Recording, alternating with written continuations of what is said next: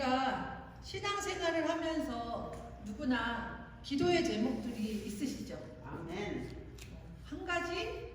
아니, 그 이상의 기도의 제목들이 있을 줄 압니다. 그런데 우리가 이를 위해 기도했지만 구한 것을 아직도 기도의 응답을 받지 못한 것들이 많이 있으실 거예요. 좀 우스운 얘기긴 하지만 혹 복권 당첨을 위해 기도했다가 이루어지지 않아서 실망감에 빠져있는 사람들도 있을 거예요. 또한 도저히 왜 저한테 이런 이해할 수 없는 어려운 일들을 주세요. 이런 비극적인 일들을 겪고 왜 이런 일을 저에게 주셨어요 하고 부르짖는 분들도 있을 줄 압니다. 우리가 살아가면서 신뢰하고 산다는 거 굉장히 중요하잖아요. 그 중에 우리가 이제 관계 속에 살아가기 때문에 사람과의 관계에서 신뢰하고 살아가는 거 굉장히 중요하죠. 아멘. 여러분들은 사람들을 다 얼마만큼 신뢰하고 사세요? 왜냐하면 많이 신뢰해요. 근데 그 신뢰하려면 아는 만큼, 그 사람을 아는 만큼 신뢰할 수 있어요. 그래서 우리가 성경 공부하고 외워지지 않는 성경 말씀을 암송하는 것도 그 이유가 바로 알아야지 우리가 주님을 알게 되잖아요. 하나님을 더 많이 알면 알수록 우리가 하나님을 이해하기, 신뢰하는 일이 더욱 쉬워지기 때문에 저도 외워지지 않아요. 말씀하면서 그냥 몸을 쳐서 걱정하는 마음으로 지금 다 웃으시는데 다 똑같을 줄 알아요. 그리고 우리가 누군가를 신뢰하려면 세 가지 관계가 이루어져야 합니다. 그 신뢰하려는 사람은 첫째 진실돼야 돼요. 그리고 그 사람은 항상 이제 한쪽으로 치우치지 않고 공정해야 되고 옳은 것, 정의로운 것을 항상 주장해야 되고 또 그 사람을 정말로 우리가 하는 모든 것들을 믿을만 해야지 그 사람을 신뢰할 수 있는 거예요. 여러분한테는 그런 분이 계세요 혹시? 바로 그런 분이 우리 안에 계세요. 여러분 멀리서 찾으시지 마세요. 오늘 본문에 나오는 하나님의 성품, 의로움, 진실함, 성실함 이런 것들을 이해할 수 있다면 하나님을 신뢰하는데 정말로 문제가 될 게 없습니다. 그런데 그 하나님께서 하실 수 없는 일이 있어요. 이게 무슨 소리지? 하나님이 하실 수 없는 일이 있나? 네, 있어요. 잘못된 일, 또 거짓말. 하나님이 우리에게 주시겠다는 약속, 이거는 하나님이 하실 수 없어요. 그래서 오늘 본문을 통해 그 하나님의 신실하심, 그 하나님의 탁월하심을 우리가 알아야지 그분을 신뢰하겠죠. 그래서 오늘 시편 33편 4절 말씀에 여호와의 말씀은 정직하다. 그 행사는 다 진실하시도다. 아멘. 이 말씀은 하나님의 성품을 세 가지로 얘기해 주는 거예요. 의로움, 진실함, 신실함. 하나님의 신실하심에 대한 가장 좋은 예는 바로 이스라엘 백성들이에요. 이스라엘 백성들에게는 온갖 약속들을 많이 하셨잖아요. 아브라함에게 내가 아들을 줄 거야. 그리고 너희에게 그 소유한 땅을 줄 거야. 그리고 이후로 메시아를 보내주고 너희가 축복된 삶을 살 거야. 그리고 애굽에서 탈출하게 할 거야. 포로 생활에서 벗어나게 하고 너희들을 잘 살게 가나안 땅을 보내줄 거야. 이런 약속들을 하셨는데 약속한 것이 거의 다 100% 이루어졌다는 거예요. 그렇기 때문에 우리가 하나님의 신뢰성을 이스라엘 백성들을 통해서 입증하셨습니다. 성경에는 약 7,000여 가지의 약속이 나와요. 그래서 오늘 그 약속의 말씀을 여러분과 나누어 보고자 합니다. 첫 번째, 죄의 용서에 대한 약속. 죄의 용서에 대한 약속입니다. 요한일서 1장 9절에 보면 만일 우리가 우리 죄를 자백하면 저는 미쁘시고 의로우사 우리 죄를 사하시며 모든 불의에서 우리를 깨끗하게 하실 것이요. 아멘. 요거를 쉬운 말 성경으로 풀어보면 우리가 죄인됨을 인정하는 거예요. 그리고 우리의 죄를 스스로 고백하고 그러면 하나님께서 신실하고 의로운 분이므로 우리 죄를 다 용서해 주시고 모든 불의에서 우리를 깨끗하게 해주신다라는 뜻입니다. 미쁘시다는 말은 신실하시다는 의미이고요. 죄 용서를 보장해 주시는 하나님의 성품이 오늘 나옵니다. 하나님의 죄 용서하심이 우리가 댐댐이가 잘 돼서 용서해 주는 것이 아니라 하나님의 성품이 그렇다는 거예요. 하나님의 성품에 의지해서 우리가 뭐하면 죄를 고백하면 하나님께서 우리 죄를 용서하신다는 겁니다. 우리는 천성적으로 거래하는 거 좋아해요. 아이들하고도 그런 거래를 좀 많이 했던 것 같아요. 저도. 야, 니네 뭐 하면 내가 뭐 해줄게. 그런데 그 거래가 하나님과도 우리가 때로는 거래를 할 때가 있어요. 어려운 일을 당했어요. 하나님, 이번 딱 한 번만 용서해 주세요. 다시 그런 일 하지 않을게요. 그러면 제가 하나님 앞에 정말 헌금도 열심히 드리고 11조도 드리고 아니 11조뿐만 아니라 10의 2조까지도 바칠게요. 그리고 성경도 잘 읽을게요. 그리고 제가 불신자들한테 복음도 전할게요. 막 애원을 해요. 하나님 이번 한 번만입니다. 제발 용서해 주세요. 마치 하나님께서 용서해 주시라는 사실을 확신해야 할 필요가 있는 것처럼 막 우리가 어려움에 처했을 때 막 매달리죠. 그런데 우리는 하나님하고 딜할 필요 없어요. 거래할 필요 없어요.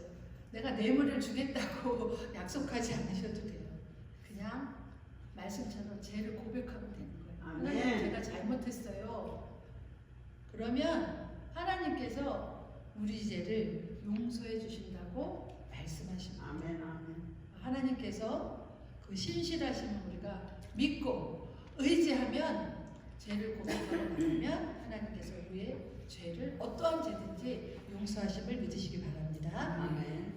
둘째, 인도하심에 대한 약속입니다. 때로는 우리가 무엇을 해야 할지 모를 때 하나님께서 인도해 주십니다. 잠언 3장 5절에서 6절 말씀을 보면 너는 마음을 다하고 여호와를 의뢰하고 내 명철을 의지하지 말라. 너는 범사에 그를 인정하라. 그리하면 내 길을 지도하십니다. 우리의 길을 누가 인도하신다고요? 그렇지. 예, 하나님께서 우리의 길을 인도했어요. 그리고 우리는 그에 대한 전제는 뭐냐면 우리가 여호와 하나님을 의뢰하는 거예요. 믿는 거예요. 인생을 살아가면서 과연 어떻게 살아야 될지 의문에 쌓일 때가 많아요. 큰 위기 속에 또한 사소한 결정을 내려야 할 때도 이걸 정말 내가 어떻게 해야 되지? 갈등할 때가 있어요. 그럴 때 물론 친구나 사람들하고 의논도 하지만 우리는 하나님을 의지해야 된다. 때로는 믿지 않는 사람들은 점쟁이를 찾아가서 물어봐요. 이거 내가 이거 하면 잘 되겠어요? 라고 물어보는 사람들도 있어요. 그런데 통계에 의하면 점술가는 과거는 볼 수 있지만 미래는 볼 수 없다라고 얘기를 합니다. 우리는 누구를 의지해야 돼요? 하나님. 온전히 의지할 수 있는 바로 유일한 분, 바로 하나님이십니다. 하나님께서는 우리의 미래를 알고 꿰뚫어 보시는 분입니다. 그래서 우리의 미래를 위해서 인도하시고 도와주시는 분입니다. 그러면 아까 전제가 하나님을 온전히 의뢰해야 된다고 그랬잖아요. 방법이 두 가지 있어요. 그냥 아무것도 안 하고 하나님 저 이런 계획이 있는데 어떻게 하죠? 하면 안 된다는 거죠. 바로 말씀, 성경을 통해서 우리가 구해야 된다는 거예요. 성경을 읽다 보면 말씀에 조금 우리가 익숙해지잖아요. 외우려고 막 애쓰지 않아도 우리가 성경을 접하고 또 혹여 외운 말씀들이 그 순간순간에 우리가 기억이 난다는 거죠. 그러면 그 말씀 가운데 하나님의 뜻을 우리가 구별할 수 있다는 겁니다. 아멘. 둘째는 하나님의 조언을 통해서, 그 조언은 우리가 기도할 때 또 성령께서 우리에게 마음과 생각을 주십니다. 그리고 기도할 때 성경의 구절들도 생각나게 하세요. 그래서 날마다 하루에 한 장이라도, 우리가 매일 5장씩 읽는 건 사실 쉬운 일 아니거든요. 그런데 노력하세요. 그러면 지금은 그 말씀의 능력들이 우리가 삶에서 느끼지 못하지만 우리가 정말 힘든 순간에 그 말씀들이 떠올라서 그 말씀으로 능히 이길 힘을 우리에게 주십니다. 아멘. 그래서 우리는 성경을 통해서 삶의 지혜와 통찰력을 또 하나님의 인도하심을 위해서 기도하며 나아가시는 여러분이 되길 바랍니다. 아멘.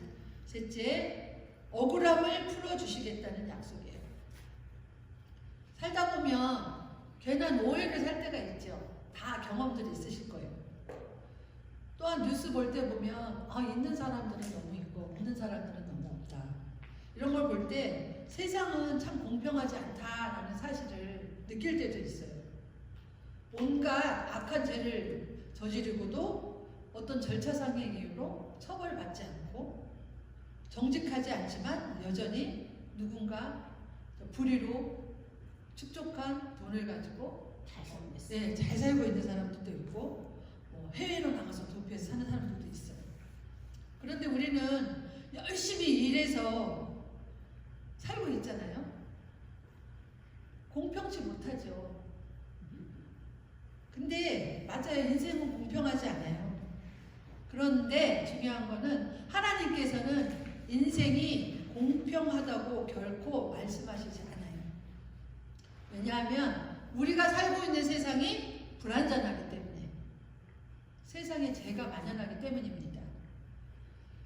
잘못을 저지른 사람은 따로 있고 그로 인해서 해를 받는 사람도 있어요. 세상은 참 불공평하죠. 그래서 하나님께서 언젠가 그 억울함을 풀어주신다고 우리에게 약속하셨어요. 우리에게 그 억울함 뭐냐? 억울함을 풀어줄 수 있는 건 뭐냐면 천국과 지옥이 있다는 거죠. 아멘. 언젠가 심판의 날이 오죠. 그런데 그 심판의 날에 우리에게 있던 그 모든 억울함 이런 것들을 풀어주시고 보상해 주신다는 거죠. 아멘. 바로 우리가 천국에 갈 수 있잖아요. 이보다 더 큰 보상이 어디 있겠어요.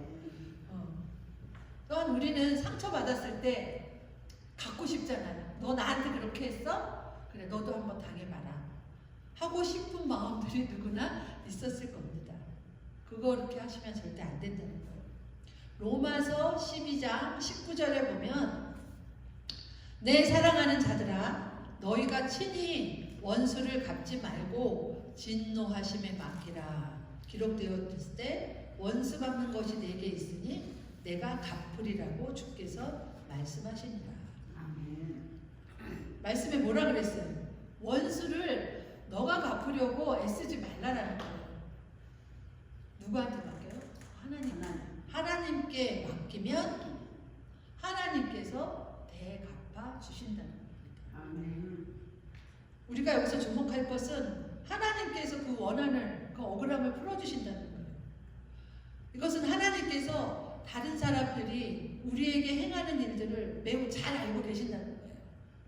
그래서 우리가 무시당해서 때로는 상처받았어요. 또 사람으로부터 배신당했어요. 때로는 억울하게 비방을 받았어요. 사실과 무관한 소문에 우리가 휩싸일 때도 있어요. 우리가 하면 안 돼요. 누가? 하나님께 원한을, 억울함을 풀어달라고 기도해야 된다는 거죠. 하나님께서는 다른 사람들이 우리에게 행한 일을 모두 다 알고 계시고 우리가 받은 과거의 상처까지도 다 알고 계시는 분입니다. 그래서 우리가 상처받을 때 하나님께서는 두 가지 선택권을 주십니다. 우리 스스로 그것을 방어하거나 하나님이 방어하시도록 맡기는 거예요. 누가 더 그 일을 잘할까요? 하나님. 네. 당장은 우리가 해서 어떤 마음에 그런 후련함이 있을지 모르겠지만 하나님은 우리가 직접 대갚고자 할 때 한번 해봐라. 그런 기회를 주실 때도 있어요. 그런데 그럴 때는 우리 스스로 할 때는 하나님께서 뒤로 물러나 계신다는 거죠. 그리고 손가락 하나 까딱하지 않으신다는 거예요. 그러나 하나님께서 하나님 저를 좀 방어해 주세요라고 우리가 기도하면 우리가 생각한 것보다 더 큰 보호와 방어를 받게 된다는 거죠. 사람들이 우리에게 상처를 주고 또한 나쁜 일들을 행하고 그들은 심은 대로 반드시 거둘 거라는 거죠. 우리는 하나님의 신실함, 오늘 본문에 있는 신실함을 의지하고 그분께서 원한을 갚도록 우리가 해야 된다는 겁니다. 네 번째, 우리가 베푼 관대함에 반응할 것이다 라는 약속입니다. 우리가 베푼 관대함에 반응할 것을 약속하십니다. 누가복음 6장 38절에는 주라 그리하면 너희에게 줄 것이니 곧 후히 되어 누르고 흔들어 넘치도록 하여 너희에게 안겨주리라. 아멘. 너희는 그 헤아리는 그 헤아림으로 너희도 헤아림을 도로 받을 것이다. 아멘. 내가 주면 너희가 그것도 후히 누르고 흔들어 넘치도록 우리에게 주신다고 약속하셨어요. 이거는 우리가 재산을 늘리는 어떤 부의 축적의 방법이 아니에요. 이거는 예수님께서 하신 말씀이에요. 우리는 줘야 된다는 거예요. 베풀어야 한다는 거죠. 그러면 말씀대로 우리가 받는다는 거죠.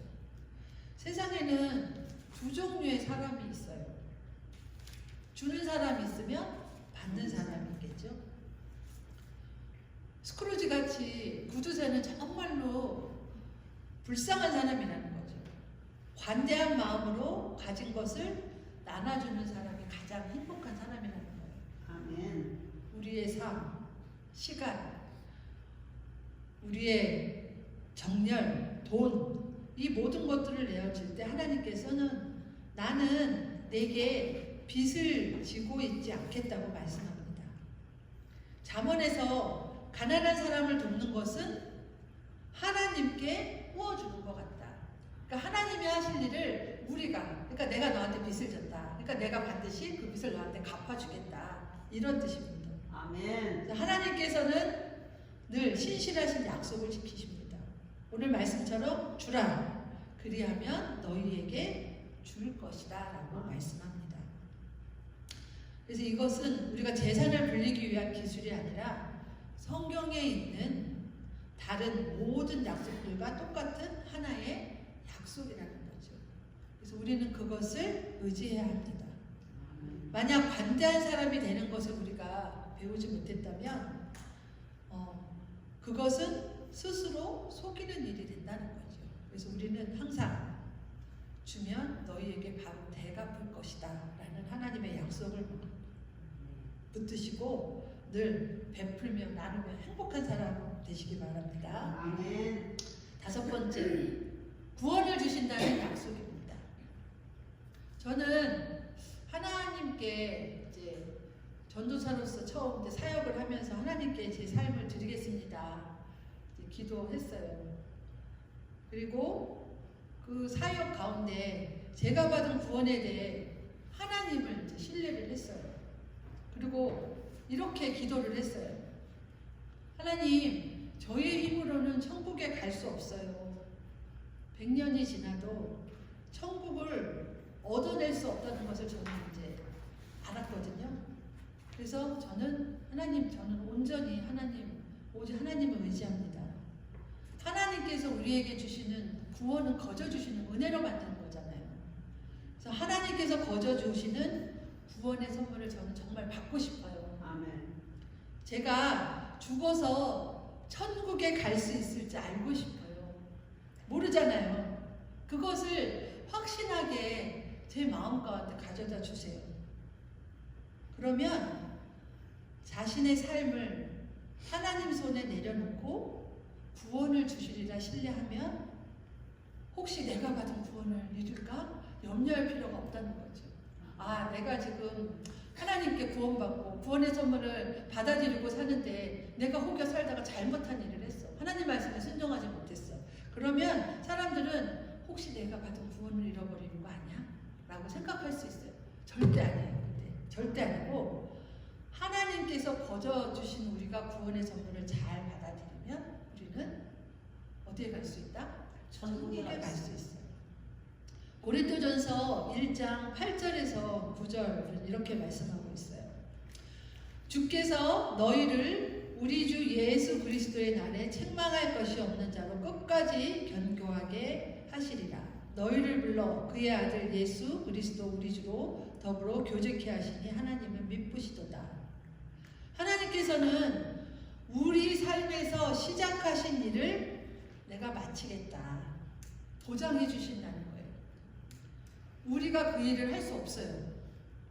하나님께서 우리를 위해 그렇게 하신다는 거예요.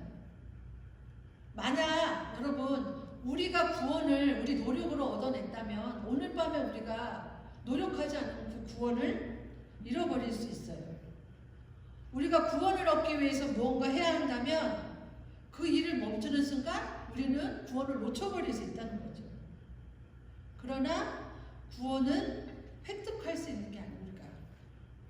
그리고 여러 규칙을 룰을 지킨다고 우리가 그것을 받을 수 있는 것이 아니에요.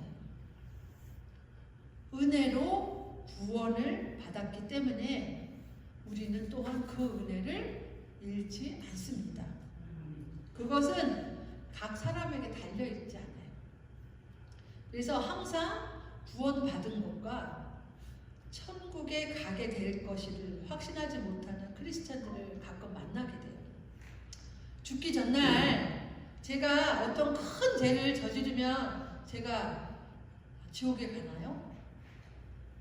구원을 잃고 지옥에 가면 어떡하죠? 이렇게 성경적인 지식이 없는 사람들은 물어볼 때가 있어요. 그런 사람들은 천국에 대한 확신이 없기 때문에 그렇죠. 일단 성경 말씀은 그리스도께 우리의 삶을 내어드리면 하나님께서 끝까지 우리를 데리고 가신다는 사실을 약속하고 있습니다. 우리가 살면서 여러분 죄를 짓지 않는 사람들이 없었어요. 크고 작은 죄들 어쩔 수 없이 죄가 만연한 세상에 살기 때문에 우리는 죄를 짓지 않고 살 수 없어요. 그렇지만 우리가 죄 가운데 혹시 그런 환경에 빠졌다면 하나님 내가 죄를 짓지 않게 우리 순간 성령께서 우리 마음을 이렇게 딱 잡으시고 너 그렇게 하면 안 된다라고 말씀하실 때가 있을 거예요. 어떤 크리스천도 완벽하지 못해요. 저도 그렇고 여러분도 그렇고. 그런데 사람들이 많이 염려하는 것 중에 하나가 죄를 지으면 구원을 잃게 될까? 라고 얘기합니다. 근데 디모데후서 2장 13절에 정확히 확신을 주시는 말씀이 있어요. 디모데후서 2장 13절 말씀에 우리의 미쁨이 없을지라도 주는 일향 미쁘시니 자기를 부인하실 수 없으리라. 좀 어렵죠? 쉬운 성경 버전으로 풀이를 하면 우리가 신실하지 못할지라도 주께서는 언제나 변함없이 신실합니다. 그것은 그 속성이 신실한 속성을 지니신 주께서는 자기 자신을 부인할 수 없기 때문이다. 그 신실한 속성은 내가 가진 게 아니라 하나님의 속성이라는 거예요. 때로는 크리스찬은 우리는 정말 하나님께로부터 때로는 세상 즐거움이 너무 많아서 온몸을 비틀면서 벗어나려 해요. 그렇지만 우리는 또 다시 하나님 앞에 잡혀서 하나님 앞에 와서 예배드리고 그럴 수밖에 없어요. 그러면서 때로는 하나님 제가 이 상황에서 제가 크리스천이 되고 싶은지 아닌지 모르겠어요. 주일에 교회 오기 힘들지 어떨 때는 몸이 아프고 또 먼 거리에서 올 때. 근데 우리가 하나님께 이렇게 벗어날 수 있을지도 몰라요. 그냥 생각 안 하면 되니까. 그러나 하나님께서는 우리가 설령 우리 하나님께서 우리가 벗어나려고 노력을 하지만 우리를 결코 놓아주시지 않는 분이시죠. 아멘. 그분은 신실하시고 자기의 책임을 잊지 않으시기 때문입니다. 아멘. 여섯 번째, 이제 마지막입니다. 우리의 섬김을 기억한다. 여러분, 우리가 옳다고 여기는 선한 일을 할 때 누군가 그것을 보고 있기 때문에 내가 선한 일을 한다라는 사람은 없을 거예요. 그런데 때로는 우리가 선한 착한 일을 하면서 이게 다 무슨 소용이지? 아, 힘든데? 내가 이렇게까지 애써야 하는 이유가 뭐야? 가족들에게, 또한 이웃과 우리 성도들과, 또한 직장에서 선한 일을 하지만 달라진 것은 없어. 나한테 아무것도 알아주지 않잖아. 사람들은 내가 선한 일을 하든 말든 아무도 관심이 없어 라고 생각해 보신 적이 있을 거예요. 또한 가정주부들은 또 이렇게 생각할 거예요. 아유, 남편이나 애들은 내가 하는 일들이 뭔지 알아주지도 않고 당연한 일로 여겨.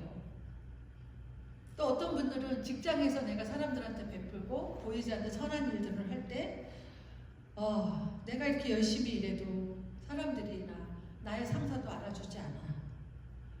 그리고 칭찬도 없어. 그냥 내가 한 것에 대해 당연히 여길 뿐이야. 그러니까 내가 뭐 이렇게 애쓸 필요가 뭐가 있을까? 그런데 여러분 기억하셔야 될 게 있어요. 누가 알아주신다? 하나님께서. 그렇죠. 중심을 보시는 하나님께서 알아주신다는 거죠. 그래서 성경은 우리가 하는 모든 선한 일을 하나님께서 보고 계시고 기억하고 계시다는 겁니다. 히브리서 6장 10절에 이렇게 말씀합니다. 하나님이 불의치 아니하사 너희 행위와 그의 이름을 위하여 나타낸 사랑으로 이미 성도를 섬긴 것과 이제도 섬기는 것을 잊어버리지 아니하시느니라. 뭐라고 얘기하셨어요? 잊어버리지 아니한다. 특별히 우리는 교회 안에서 구경꾼이 아니라 참여자가 돼야 된다는 거죠. 때로는 우리의 형편과 사정이 어려워서 그냥 방관자, 구경꾼의 모습으로 있을 때도 있어요. 그런데 여러분들이 주의를 잘 지키는 것만으로도 우리는 참여자의 모습으로 있을 수 있다는 거죠. 또 예배를 준비를 위해 세팅하고 또 정리하는 모습도, 또한 먼 거리에서 운전하며 오시는 모습도, 예배를 드리는 모습도, 중보 기도자의 모습도, 또 성도들을 격려하고 건면하는 모습도 다 참여자의 모습입니다. 아멘. 저는 비록 우리 교회가 작고 소박한 교회지만 우리 교회를 묵묵히 섬기는 분들을 기억하면서 감사하는 마음이 들어요. 저뿐만 아니라 누가 아신다고요? 하나님께서. 그렇죠. 중요한 건 하나님께서 이 모든 것들을 오늘 말씀처럼 주목하고 계시다는 거예요. 아멘. 그리고 기억하세요. 너희들의 헌신에 반드시 보상해준다. 아멘. 뭐 우리가 뭐 돈으로 받겠어요? 하지만 우리는 건강으로. 그렇죠. 건강, 상황과 형편으로, 아멘. 또한 우리가 받은 구원을 가지고 하나님 앞에 갈 때까지 보상해 주시면 기억하시기 바랍니다. 아멘. 말씀을 뵙습니다. 성경에는 참 수많은 약속들이 있어요. 오늘 여러분하고 이제 6가지를 나눴는데 우리는 하나님의 자녀이기 때문에 약속하신 그 약속들을 우리가 요구할 수 있는 권리가 있어요. 그런데 그 약속들은 모든 사람에게 주어지는 것은 아니라는 거죠. 그리스도와 관계를 맺은 사람들을 위한 약속이라는 거죠. 아멘. 그래서 고린도후서 1장 20절에 보면 하나님의 약속은 얼마든지 그리스도 안에서 예가 되니라고 말씀합니다. 바로 예수 그리스도가 하나님 약속의 열쇠라는 거죠. 그러니까 모든 약속들을 푸는 것은 바로 그분과의 관계예요. 우리가 얼마나 예수 그리스도와 친밀한 관계를 갖고 살고 있는지. 만약에 아무런 관계가 없다면 우리는 용서받고 축복받고 그의 어떤 약속, 우리에게 약속하신 것을 우리가 주장할 수 있는 권리가 없다는 거예요. 우리의 삶을 하나님께 영원히 내어드리고 하는 것은 가장 현명하고 지혜롭고 아주 탁월한 선택입니다. 아멘. 왜냐하면 하나님께서는 거짓고 거룩만 하지 않으시고 언제나 의롭고 진실하시고 신실하시고 약속을 깨뜨리지 않는 분이기 때문입니다. 우리 성숙한 그리스도인의 표시 중 하나는 하나님의 신실하심을 믿고 신뢰하고 기다리는 거예요. 그리고 하나님께서 원하시는 대로 우리가 정말로 보여지는 사람이 아니고 신실한 사람으로 이 땅 가운데 사는 거예요. 그래서 하나님처럼 예수님의 삶을 우리가 따라가야 된다는 거죠. 그리고 온전한 하나님의 자녀가 되어야 된다는 거죠. 그래서 작게는 먼저 우리 가족들 안에서 신실해야 된다는 거예요. 또한 이웃에게서, 교회에서, 직장에서 신실하게 원하신다는 거죠. 아멘. 그리고 가진 것을 내어주는 일에 신실하게 원하십니다. 우리가 약속한 헌신을 지키길 원하십니다. 우리의 삶이 하나님을 닮아가는 것은 바로 하나님을 기쁘시게 하는 일임을 기억하시기 바랍니다. 그 신실한 하나님의 약속이 저와 여러분의 가정에 영원히 함께하는 축복이 있기를 예수님의 이름으로 간절히 소원합니다.